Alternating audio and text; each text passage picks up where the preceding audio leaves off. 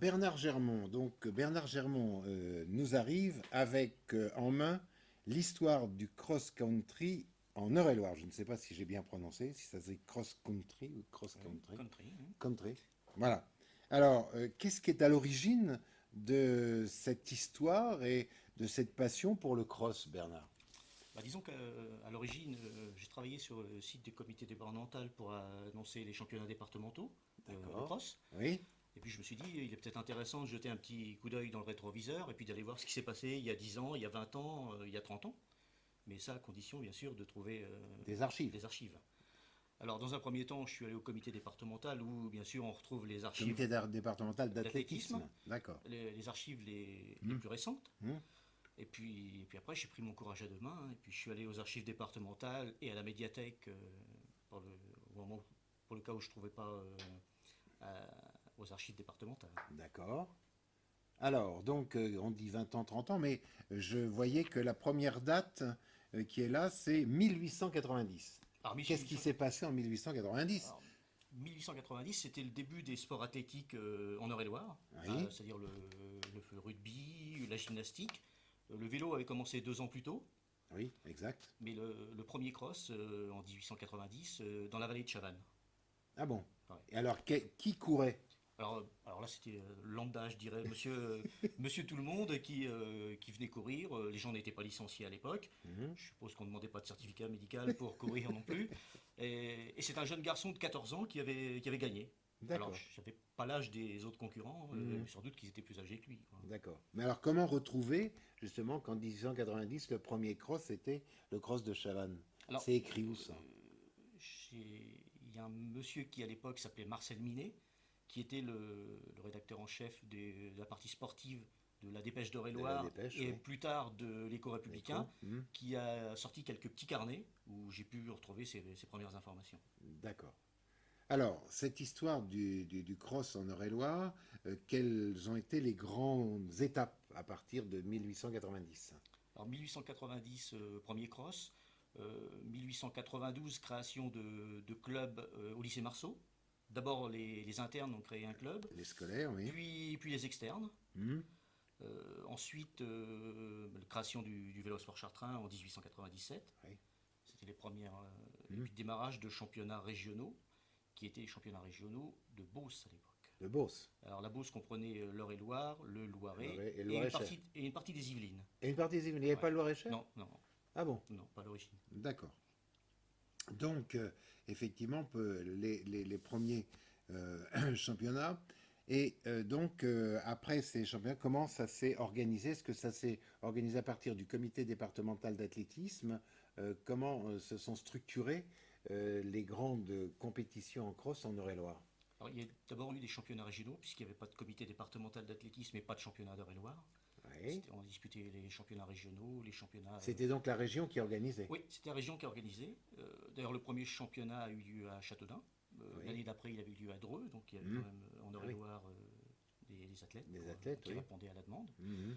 Euh, et ensuite, le comité d'Eure-et-Loire n'a été créé qu'en 1923.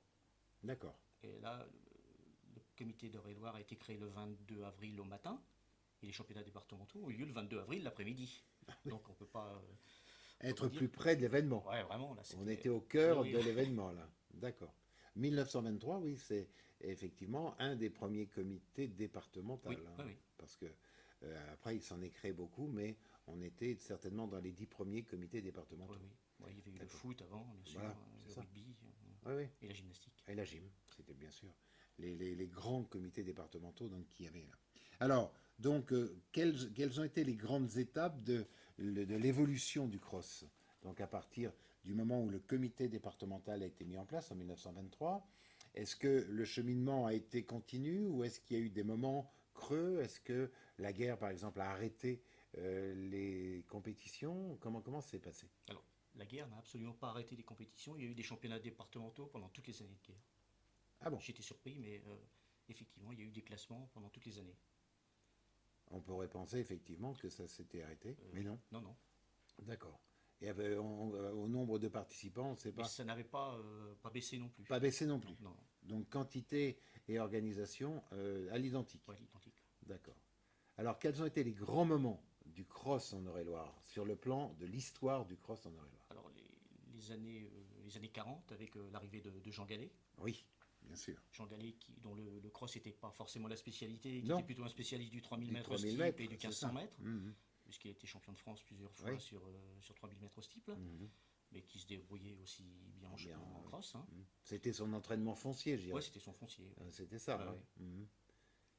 Donc 1940, ensuite. Les années 50, après avec la création du Normal Sport, Ah oui, c'est vrai que qui est c'était venu les un peu qui s'affichait un peu en rival du vélo sport du chartrain, quoi, VSC, oui. qui avait besoin d'opposition, puisque J'en ai c'était- fait partie, oui. Et c'est vrai que nos adversaires, c'était le VSC, Ouais. et à chaque fois, en athlée, que ce soit le 100 mètres, le triathlon et tout Mhm. ça, c'était les deux équipes qui devaient effectivement se frictionner. 1950, avec Ouais. l'arrivée du normal sport, Ouais, ouais, et puis de Meyer, qui était le premier entraîneur de Bernard Maroquin, donc c'était quand même voilà. un nom dans l'athlé Qui est Meyer, il faut départemental. dire qu'il était professeur d'EPS à Tout à l'école fait. normale Oui, oui, de garçons, oui, hein. oui. C'est ça. Et que c'était le premier entraîneur, d'accord. 1900, d'accord. Alors ensuite, Ensuite, les années 60, avec Bernard Maroquin, bien sûr, hein, oui. qui a été 17 fois international, dont 5 fois en cross. Mhm. C'était tout en son cheminement tout au long des années 60. D'accord. Alors, paradoxalement, il n'a jamais été champion de France, Bernard. Oui, c'est vrai. Ouais. C'est vrai. Alors qu'il a détenu les records de France du 10 000, Mhm. du 20 km et de l'heure sur piste. Mhm. Alors qu'est-ce qui explique ça? Ben, un championnat de France à l'époque, il Il y y avait avait du l'adversité. Il y avait du monde, hein. Jazzy, Vadou, Voilà ce que j'allais Verhorst, dire. Il y avait Bernard, Jazzy et tout. c'était, Il y avait des grandes figures quand même, ouais, hein, les grandes figures de l'athlé mondial. de Quoi. l'athlète mondial, Ouais, hein. ouais. Donc ce qui a fait qu'il a eu du mal à être champion de France, Ouais, quoi. ouais. D'accord. Et actuellement, donc 2012, comment se porte le cross en Eure-et-Loire? Alors le cross était tombé un peu aux oubliettes, j'ai l'impression, ces dernières années. On a connu des années gloire dans les années 90 où on connaissait pratiquement près de 800 arrivants aux championnats départementaux. Puis là, on était redescendu à 400. Mhm. Et puis, il y a un renouveau qui a l'air de se produire actuellement. Alors, on avait craint que le trail Oui. nous enlève plein d'adeptes. Et en fait, Mhm. je crois que c'est l'effet inverse. Les gens pratiquent le trail, s'aperçoivent que le cross, c'est Il faut pas si qu'on difficile précise ce ça. que c'est que le trail. Ouais, alors, le trail, ce sont des courses en nature de très Voilà. longue distance. Voilà. Hein, c'est-à-dire qu'on c'est du cross, mais sur 20, 30, 40 ou 50 50 km. km, oui. Alors les gens se sont dit, on est capable de faire des trails, et puis bah, pourquoi on ne ferait pas de cross quoi. Mhm. Mhm. D'accord. Mais un exemple de ce renouveau du cross, le cross de Sréville, tout près de Chartres, là, 1200 participants cette année quand même. Puis avec un nombre très important de jeunes. Oui, oui, bien sûr. Alors, L'intérêt des jeunes pour le cross, c'est quelque chose d'un petit peu stupéfiant, non? oui, oui, c'est un peu surprenant à notre époque Bah oui, de voir cet engouement pour le cross, alors qu'on a plutôt tendance à être à assis tous devant son ordinateur, c'est devant vrai. son ordi, hein. Mais les gamins prennent un réel plaisir oui. à pratiquer le cross. Et puis, Mhm. bon, moi, je fais partie du comité d'organisation du cross de Sréville. Euh, Chaque année, on voit de nouvelles têtes arriver. Ah oui, oui. Ça fait énormément plaisir. Mhm. D'accord. Alors, donc, ça, c'est donc la partie donc, de cette édition. Alors, écrire un bouquin sur l'histoire du cross en Eure-et-Loire, c'est quand même réservé à un petit nombre. Comment y arriver à mettre en place 300, combien 360 pages 350 pages. 350 pages, là. Alors, et quelles ont été les étapes, là, donc, de la mise en forme du bouquin? Comment ça s'est fait? Euh, Disons que ça a duré, la confection du livre, des premières écritures jusqu'à l'édition, ça a duré 10 mois. Dis-moi. Bon, 10 mois de travail intense, Oui, parce que j'ai passé de nombreuses heures Et aux de archives nuit. départementales, et de nuit aussi à écrire. à écrire. Mais j'ai une véritable passion pour l'athlé, et là vraiment je me suis éclaté en écrivant ce bouquin. Bah, c'est bien, au moins la passion, elle prend forme là. Oui, On peut dire que bon. Et puis il y a du poids là, hein. oui. Hein, d'accord. Alors les grands moments justement de cette écriture, c'était quoi? Alors c'était la recherche, puis, Ouais. je n'avais conservé aucune archive, moi, Ah oui. même de ma carrière ou quoi que ce soit, j'ai pas grand-chose. Mais j'ai vu que vous aviez été pigiste à l'Écho républicain. Ouais, aussi, j'ai travaillé pour l'athlé, Ouais. ouais, j'ai couvert plusieurs championnats de France et autres Ah oui, pour les d'accord. républicains. Mhm. Alors donc constituer, reclasser tout ça, quel était le travail? J'ai pris les années les unes après les autres. Hein. Je me suis Ah d'accord. pas vraiment. Donc on est sur un déroulé historique. Oui, tout à fait. D'accord. Donc je faisais mes recherches aux D'accord. archives, et puis j'écrivais le soir. Alors, dans les la archives, nuit. c'est uniquement dans les journaux Ah qu'on oui, trouve ça? uniquement la presse. Uniquement la Ouais, presse. il n'y a absolument aucune autre archive de disponible en Eure-et-Loire. Donc, la C'est presse, c'est un outil c'est remarquable remarquable. Oui, sur la mémoire, en fait, ouais, oui, des faits en Eure-et-Loire, quoi. ouais, j'ai pu retrouver tous les classés de tous les championnats départementaux depuis 1923, si bien pour dire qu'on était Oui. arrivé à 25 958 classés fin 2011, quoi. Ah, Donc on d'accord. a eu le 25 millième athlète à franchir la ligne d'arrivée d'un championnat départemental en 2012. 2012, 25 millième. Ouais, Ce qui n'est pas rien quand même, hein. ouais, Oui, c'est pas mal. c'est pas mal, hein. Pour 415 000 habitants, Ouais, c'est bien, quoi. Et puis 1600 licenciés en Eure-et-Loire, 1600 licenciés en pas Eure-et-Loire, énorme non plus, hein. hein. Donc, avoir cet engouement pour la pratique, donc c'est intéressant. Est-ce qu'il y a eu quelques faits notoires lors de l'écriture, des anecdotes ou des choses qui vous sont arrivées pour la mise en place? Ah oui, bah, des anecdotes sur le cross, il y en a quelques-unes de décryptées. Alors, on peut en Enfin, citer quelques-unes, ouais, on traçait les parcours avec des rognures de papier, par exemple, à l'époque, avec des rognures de qui étaient papier. dispersées dans la campagne. Et malheureusement, lorsqu'il y avait du vent, ça se passait pas toujours très bien, quoi. Et alors, les gens s'égayaient dans la Ouais, nature. ouais, ouais, ouais.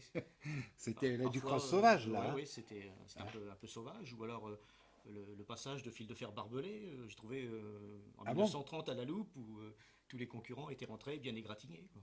Il fallait qu'ils traversent Passer dans les fils barbelés. Ah bah d'accord, oui, Ah, effectivement. c'était une époque héroïque. Ah oui, c'était... oui. On revenait avec des plaies, des bosses, Ouais, ouais. et effectivement, s'il fallait traverser. D'accord. Alors, c'est un petit peu là l'essentiel de toute une passion, de toute une vie, retraité donc de la SNCF.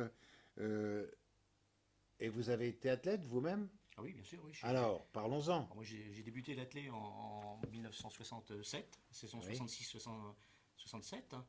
J'ai commencé d'ailleurs par ma première compétition, c'est un cross. un cross. Oui. Et il faut dire que je n'étais pas un très brillant crossman, hein. Moi non plus. Mais j'avais quelques problèmes de poids et j'ai Mm. toujours eu du mal à finir dans les 10 premiers. À l'époque où j'étais entraîné par un certain monsieur Meyer du Normal Sport. Alors moi, Oui. j'ai débuté le sport en 63 lorsque j'étais au CM2 avec François Quignou, Ah bon? qui était À Illiers mon alors? instituteur à Illiers Un instituteur sportif? et directeur d'école Ah à oui, la fois. d'accord. Et le hand, vous n'êtes pas Ah si, tombé dedans? si, j'ai aussi joué au hand. Oui, Les premières années, je faisais de pair de l'athlétisme, du hand et du foot. et du foot, oui, d'accord. Ok. Donc très souvent, je jouais au foot le dimanche, mais j'avais joué au hand le La samedi. veille, le samedi soir, oui, parce qu'en général, ça se joue en Ouais, salle ouais, et on joue après sur le terrain le dimanche, quoi. oui, oui. D'accord. Donc plusieurs sports et après, on sélectionne, on garde lequel? J'ai continué très longtemps à pratiquer Le cross. plusieurs sports. Plusieurs sports. L'athlé et le foot et le hand, j'ai joué très D'accord. longtemps. Ah oui, Ouais, ouais. d'accord. Et puis, Et puis après, bon, lorsque j'ai débuté ma vie professionnelle, hmm, j'ai été un peu oui, déporté. d'accord. Je me suis consacré uniquement à l'athlé. À l'athlète, d'accord. Et toujours pratiquant ou est-ce que vous avez pris des responsabilités de dirigeant Ah non, au niveau d'un j'ai club? pris des responsabilités de dirigeant à 20 ans.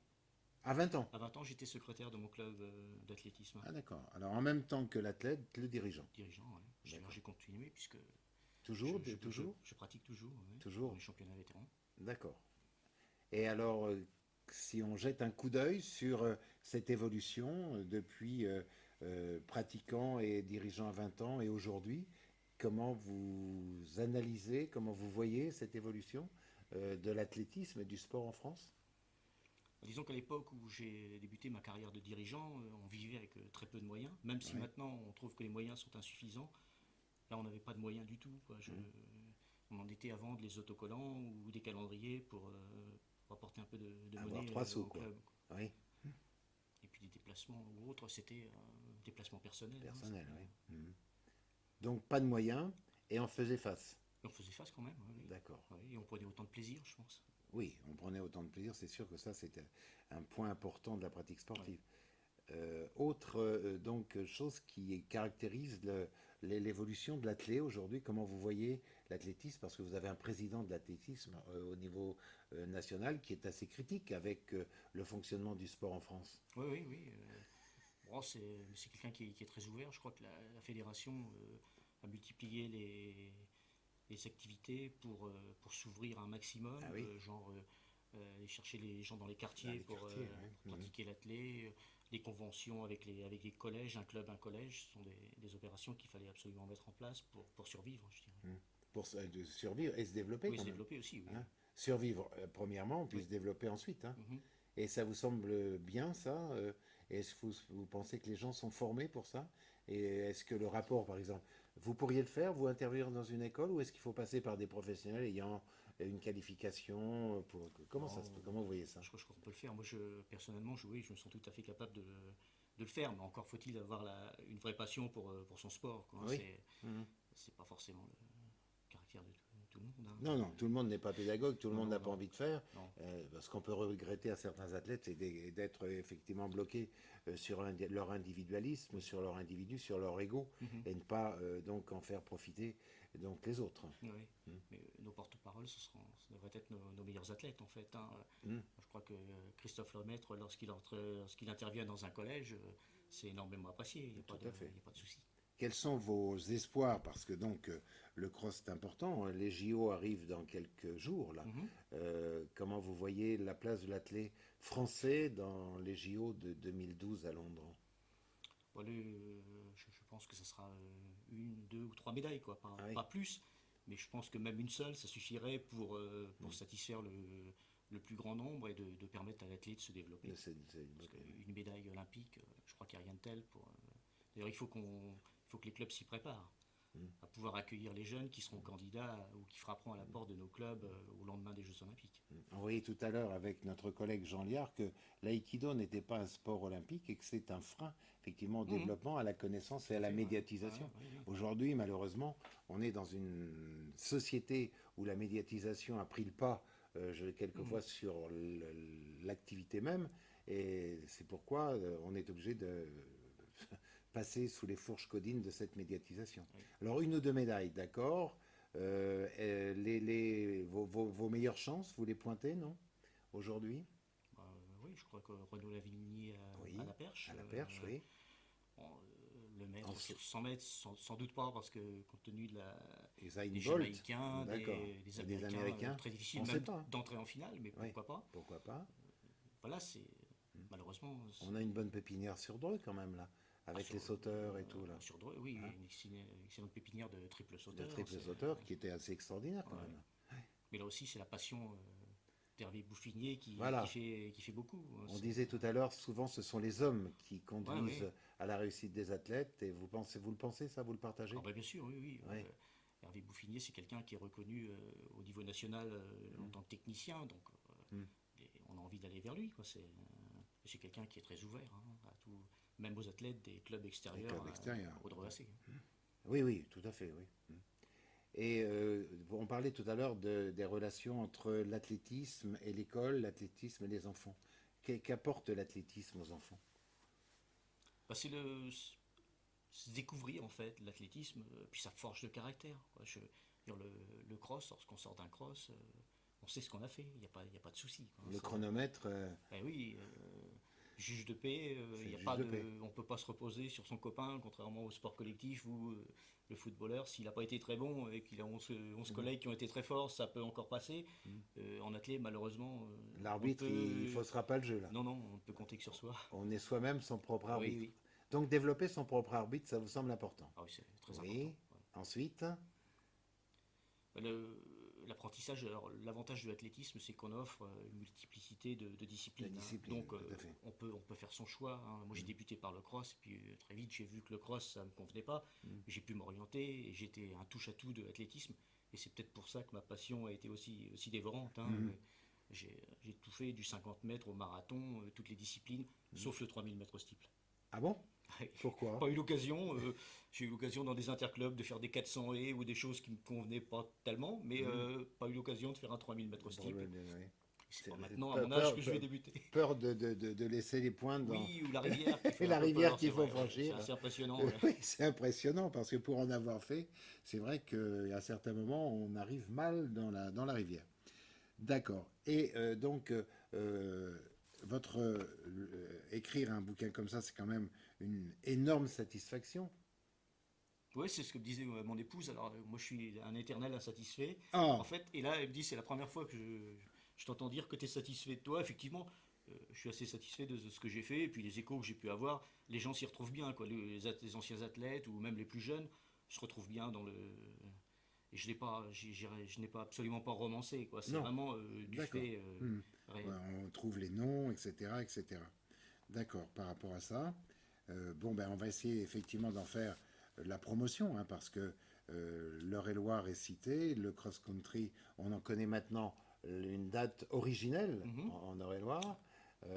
Par rapport donc à la mise en place de ce bouquin, est-ce que vous envisagez d'autres choses maintenant, que vous avez fouillé les archives et que Mhm. vous avez des pistes de travail pour la suite, hein? Ouais, ouais, j'ai plusieurs pistes.